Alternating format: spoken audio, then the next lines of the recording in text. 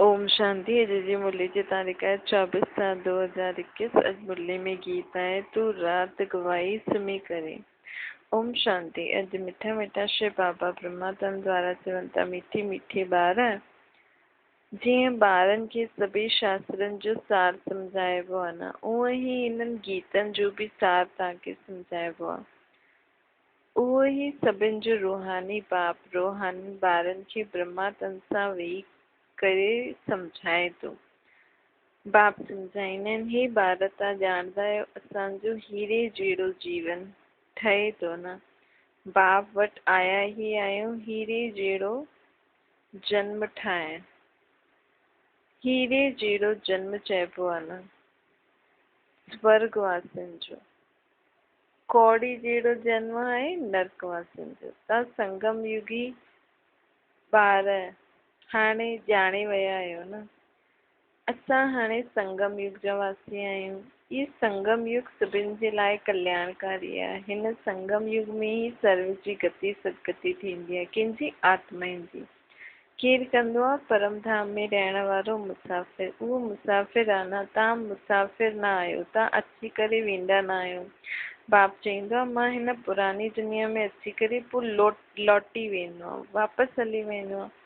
ॿार ॼाणंदा आहिनि इहा सेवा करण वारो सिर्फ़ु हिकु मुसाफ़िर आहे कि शिव बाबा, जो अची करे असां ॿारनि जी सभिनि खां वॾी सेवा कंदा आहिनि। अहिड़ी सेवा ॿियो कोई करे न सघे। सेवा जे लाइ ई त बाबा खे पुकारंदा आहियूं कि अची करे असां पतितनि जी सेवा करो। बाप बि चईंदो आहे मां ॿारनि जी सेवा जे लाइ आयो आहियां। छो जी ॿार ॾाढा दुखी थी विया आहिनि, पुकारंदा बि आहिनि असांखे असांजा दुख हरो शांती ॾियो। ॿ चीजूं हमेशह यादि रहंदियूं आहिनि, सुख ऐं शांति। हिते दुख ऐं शांति आहे तॾहिं पुकारंदा आहिनि। बाप अची करे सॼो राज सृष्टि चक्कर जो ॿारनि खे सम्झाईंदा आहिनि। ॿार सम्झंदा आहिनि हाणे भक्ति मार्ग ख़तमु थियण वारो आहे। कलयुग जो अंत माना भक्ति हेठि उतरदी ईंदी आहे। ज्ञान में तव्हांजी सदगति थींदी आहे, चढ़ती कला थी वेंदी आहे न। तव्हां ऊच ते ऊच पद पाए वठंदा आहियो। पोइ प्रारब्ध जो सुख कम थींदो वेंदो आहे। सतयुग खां प्रारब्ध जेको सुख मिलंदो असांखे उहो कम थींदो वेंदो। भक्ति त भारत में जेतिरी थींदी आहे ओतिरी ॿियो किथे बि न थींदी आहे। अॼुकल्ह भक्ति हलंदी आहे न। जॾहिं खां द्वापर शुरू थींदो आहे ऐं ॿिया धर्म स्थापन थींदा आहिनि तॾहिं खां भक्ति शुरू थींदी आहे। भक्ति में भक्ति बि पहिरियों ॾाढी सुठी हूंदी आहे। जीअं स्वर्ग पहिरियों ॾाढो सुठो लॻंदो आहे, पोइ आहिस्ते आहिस्ते कला कम थींदी वेंदी आहे। भक्ति शुरू थींदी आहे त पहिरियों शिव जा पुजारी ठहींदा आहियूं। अॼुकल्ह कोई पूजा सत्युग त्रेता में अॼुकल्ह कोई पूजा थींदी न आहे। पोइ भक्ति मार्ग शुरू थींदो आहे, ॿिया धर्म बि शुरू थींदा आहिनि।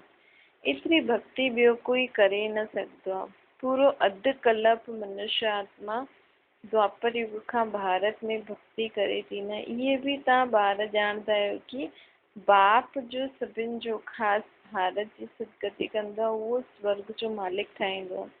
उहो ई दूर देश जो मुसाफ़िर आयो आहे न। हाणे असां ॿारनि खे वरी खां स्वर्ग जी बादशाही ॾियणु वरितो बि केतिरो ज़बरदस्त आहे, परंतु हिकु बि ॻाल्हि कंहिंजी बुद्धि में वेंदी न आहे। भारत में भक्ति केॾी कंदा आहिनि, केतिरा मंदर आदि ठाहींदा आहिनि।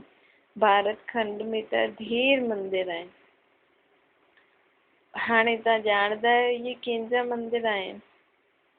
पहिरियों त शिव बाबा जा मंदर ठाहींदा आहिनि, पोइ ठाहींदा आहिनि देवी देवताउनि जा। उहो मंदर बि तव्हांजे साम्हूं अथव न। हिकु तरफ़ शिव बाबा जी पूजा कंदा रहंदा आहिनि, ॿिए तरफ़ शिव बाबा तव्हांखे हाणे पूज्य था ठाहिनि। तव्हां हिते आया आहियो पूज्य देवी देवता ठहनि। जो बि देवता आहिनि जो पुजारी आहिनि वास्तव में उहो बि अची करे हिते ब्राह्मण ठहींदा। धीरे धीरे वृद्धि थींदी रहंदी आहे। सभी इकट्ठा त पढ़ी न सघंदा आहिनि, समय लॻंदो आहे न। कल्प पहिरियों बि जंहिं पढ़ियो हूंदो उहो ई अची करे पढ़ंदो, हिक ॿिए खे पढ़ाईंदा रहंदा।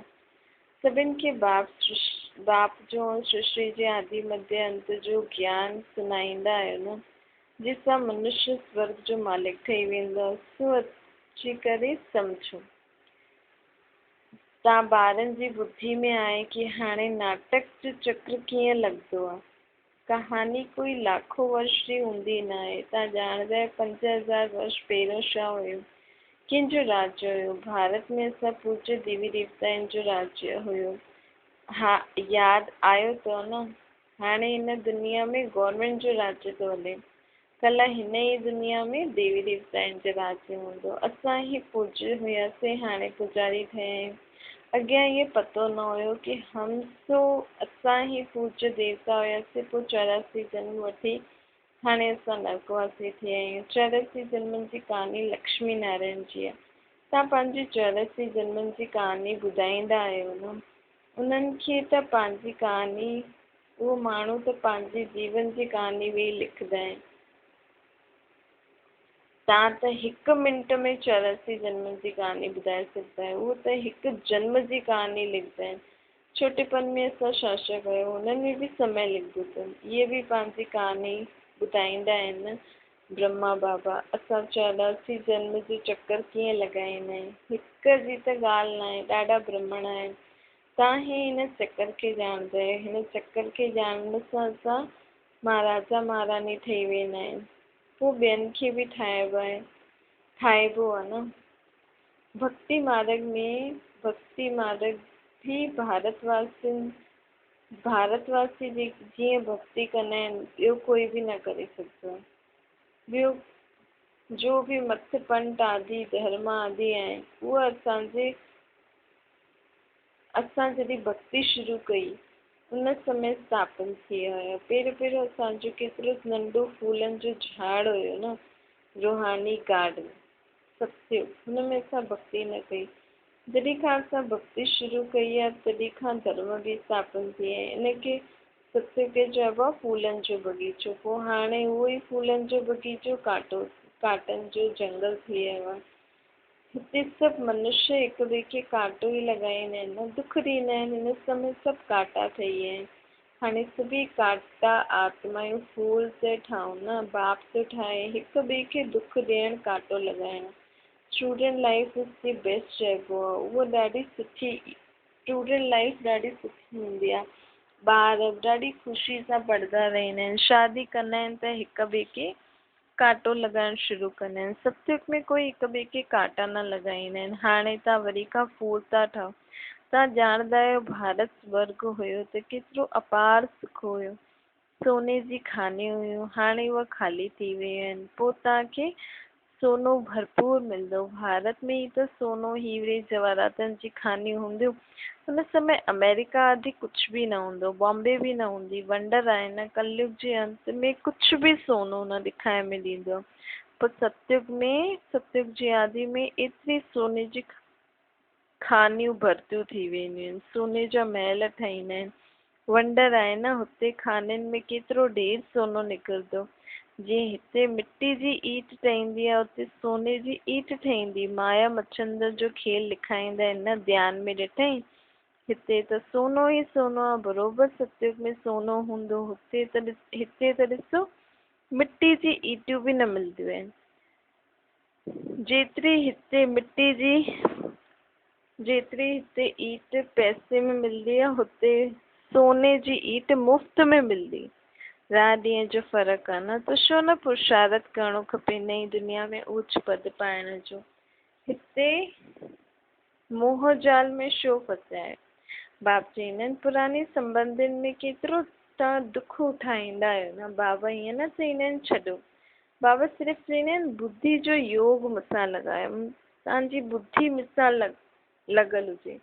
पोइ मन में कहिड़ा बि वीचार हूंदा, निर्णय त बुद्धि कंदी आहे न। बुद्धि अगरि बाप सां गॾु हूंदी त हमेशह निर्णय बाप जे अनुसार ई थींदो। असांजे जीवन में सुख शांति अची वेंदी। असां विश्व जो मालिक ठही वेंदासीं। मनमना भव जो अर्थ आहे मूंखे यादि करो। विष्णुपुरी चतुर्भुज खे अर्थात विष्णुपुरी खे यादि करो। मूल आहे ई हिकु अक्षर। भक्ति मार्ग में त ढेर पंचायत आहे। हाणे तव्हां सभु आत्माऊं आशिक़ आहियो न माशूक परम पिता परमात्मा जी। उहो तव्हांखे सुखधाम जो मालिक थो ठाहे। सभी आत्माऊं हुननि खे यादि कंदा आहिनि। तव्हां रूहानी आशिक़ आहियो न, हुन रूहानी माशूक जा। हिकु ही बार ठहींदा आहियो, बाक़ी त सभु मनुष्य आहिनि जिस्मानी आशिक माशूक। हाणे बेहद जे आशिक खे बेहद जो माशूक अची करे मिलियो आहे, उन्हनि खे चईंदा बि आहिनि अचो अची करे असांखे पतितनि खे पावन ठाहियो। हिक खे ई पुकारदा आहिनि। तव्हां ॼाणदा आहियो असांजी आत्मा पतित ठही आहे, हिन करे पुकारदी आहे हे पतित पावन अच। कुंभ जो मेलो लॻंदो आहे, केतिरा वञी करे गंगा सनानु कंदा आहिनि, फ़ाइदो त कुझु थींदो न आहे, पावन कोई बि ठहींदो न आहे। हाणे बाप अची करे ज्ञान वर्षा कंदा आहिनि, तव्हांजे मथां ज्ञान जी वर्षा थिए थी, जंहिंसां तव्हां काटनि सां फूलनि जो बगीचो था ठाहो। तव्हां ॼाणदा आहियो असांजो जॾहिं राज्य हूंदो त उते कोई पतित न हूंदो, सॼे विश्व ते ज्ञान वर्षा थी।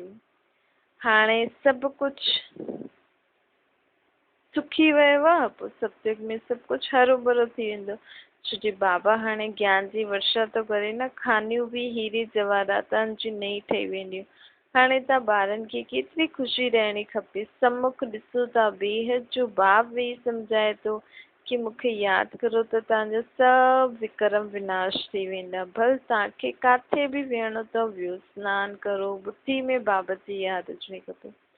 हुते त यादि करण जी फुर्सत आहे न, सनानु आदि करणु वेंदा आहियूं त। बाप खे जेतिरो यादि कंदा ओतिरी कमाई बि त थींदी, यादि सां ई त कमाई आहे। ईअं न, ईअं कॾहिं ॿुधियो कि यादि सां कमाई थींदी आहे? केॾी वॾी कमाई आहे न। तव्हां विष्णुपुरी जा मालिक था ठहो। तव्हां ॼाणदा आहियो असां आत्माउनि खे बाप, असां आत्माउनि जो बाप निराकार आहे। हुन हिकु शरीर जो आधार वरितो अथई, हुन हिन शरीर ब्रह्मा जे शरीर जो आधार वरितो अथई। भगीरथ जो वर्णन आहे न, भाग्यशाली रथ आहे त मनुष्य तन जो ई भाग्यशाली रथ हूंदो न, जे रथ में परम पिता परमात्मा सवार थिया। आत्मा जो रथ जॾहिं तैयार थी वेंदो आहे त झटि आत्मा प्रवेश कंदी आहे। बाप खे त हिन रथ में अची करे सिर्फ़ु नॉलेज ॾियणी आहे। इन ब्रह्मा जी बि ॾाढे जन्मनि जे अंत जे जन्म में बाबा प्रवेश कंदा आहिनि। अंत जे जन्म में बि अंत में वानप्रस्थ अवस्था में जॾहिं बाप चईंदो आहे मां अची करे इन्हनि में प्रवेश करणो आहे अथवा हिन रथ ते विराजमान थींदो आहे। बाबा चईंदा आहिनि कि घोड़े गाड़ी जे रथ जी कोई ॻाल्हि न आहे। हाणे तव्हांखे इहो ज्ञान मिलियो अथव न, बाप वे सम्मुख ना ॿारनि खे सम्झाइनि था। तव्हांखे त ॾाढी ख़ुशी हुजणी खपे। ICS जे इम्तिहान पढ़ंदा आहियो त ॾाढो नशो हुजणो खपे। नशो हूंदो आहे न, उहो थींदो आहे सभिनि खां ऊच इम्तिहान, लेकिन पंहिंजी आहे सभिनि खां ऊची पढ़ाई। तव्हांजी इहा बि पढ़ाई आहे न, इहा भॻवान जी पाठशाला आहे। हाणे इहो प्रश्न उठंदो आहे कि भॻवान के छा श्री कृष्ण आहे या शिव बाबा? सभिनि जो भॻवान हिकु ई आहे, उहो निराकार। सभु कृष्ण खे त न मञदा, निराकार खे सभी मनुष्य आत्मा मञदियूं। हाणे आत्माउनि जो बाप उहो निराकार परम पिता परमात्मा, उहो सदैव परम धाम में रहंदा आहिनि। हिकु ई बार ईंदा आहिनि ॿारनि खे स्वर्ग जो मालिक ठाहिण।